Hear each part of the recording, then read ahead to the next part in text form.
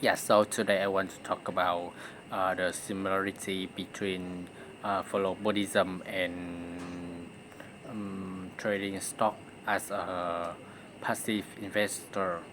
You may think what a religion in trading strategy. There's nothing similar about it. However, I find it kind of is interesting, kind of funny to think about, and I've just discovered it like two hours ago. So, um, when you follow Buddhism, when you practice Buddhism, you guarantee that um, you won't have uh, you won't suffer anymore. You won't have bad feeling anymore.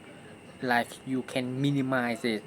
You won't have like you can guarantee 100% you won't have that kind of feeling. However, you can minimize the the I can say the bad feelings, bad emotions about things. However, the hard truth is that when you practice Buddhism, you also won't have that kind of excitement.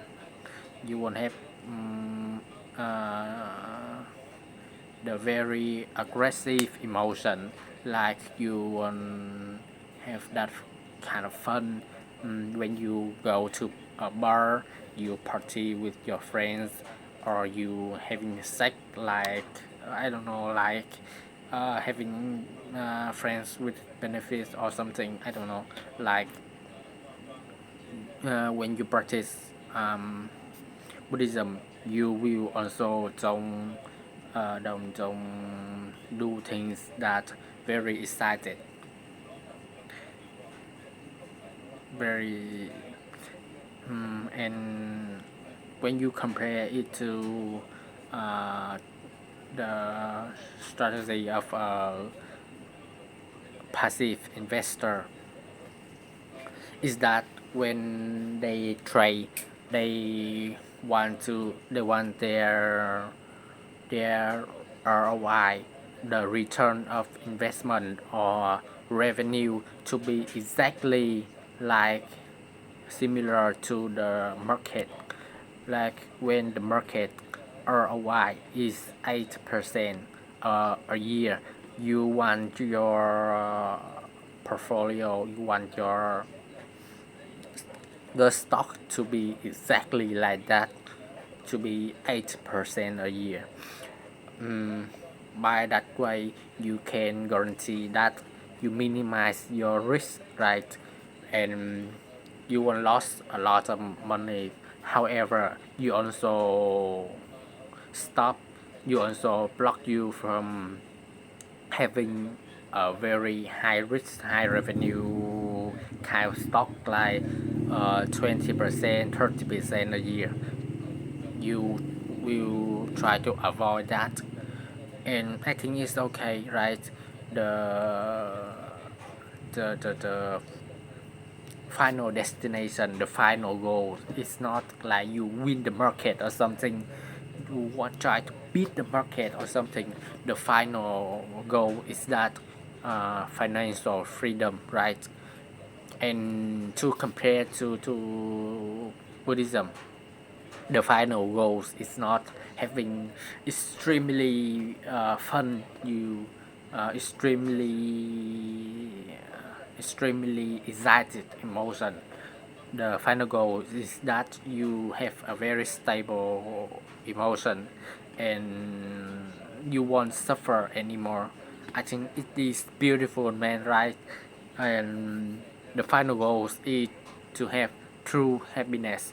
That kind of happiness is not the happiness where you get when you receive things. You won't have that kind of happiness when you like achieve a goal or something. That kind of happiness you will have when you won't suffer anymore. You will believe in life, and when you see things, everything about our life is beautiful. and that kind of happiness is the final goal of Buddhism, right? It is beautiful when you think about it, and when you compare it to the strategy of what a passive investor, it is very simple, right? You just follow the market by, I don't like DCI, dollar cost average, averaging, and yeah, every month you just put that same amount of money to buy stock, and when the stock is high, that same of that same amount of money will buy less stock, and when the stock is low, that's that same amount of money uh, will will will buy a lot more stock, right? And just buy that same amount of money every month, you don't even care about the market, but eventually after a year, 2 years, 4 years, your ROI will eventually similar to the market index. Beautiful, right? But it's very hard when you see the market like extremely well. The market do very well. Like there was year when the ROI is like 15% or 20%. That's double the average amount. And when you follow, then when when that when that things happen, you you have FOMO, fear of missing out, and you buy more stock, and eventually when the stock drop, you are scared, you sell the stock and you won't buy it, right? It's just emotion, man. The hard truth is that you don't care about the market, and back to Buddhism, it is also like that. You don't care about what your friends, about what they are doing. Sometimes a lot of people make a lot of money. They have extremely fun, and I don't say that their lifestyle is wrong or something, right?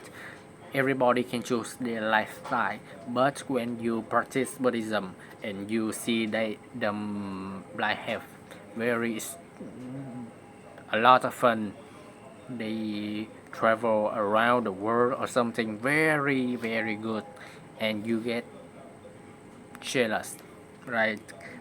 And you become, oh fuck, screw this Buddhism or something. I don't follow it anymore. I don't practice anymore. They don't care. They don't know anything about Buddhism, and they are having a lot of fun. And that is happiness. That is happiness, right? You can see a lot of smile on their face when they post it on Facebook, and you say, screw it, no Buddhism or anything. I will work hard. I will, I don't know, like using my saving money to book a holiday, book some visit. I go book a tour to visit Japan, Nha Trang or something, right?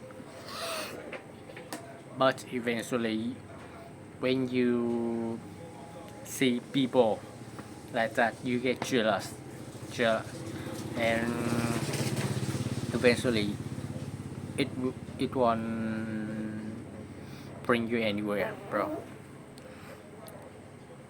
So the hard part is that not follow is that you don't have to have a very smart brain or something. The hard part is that you do it every day, and you believe in the way you live,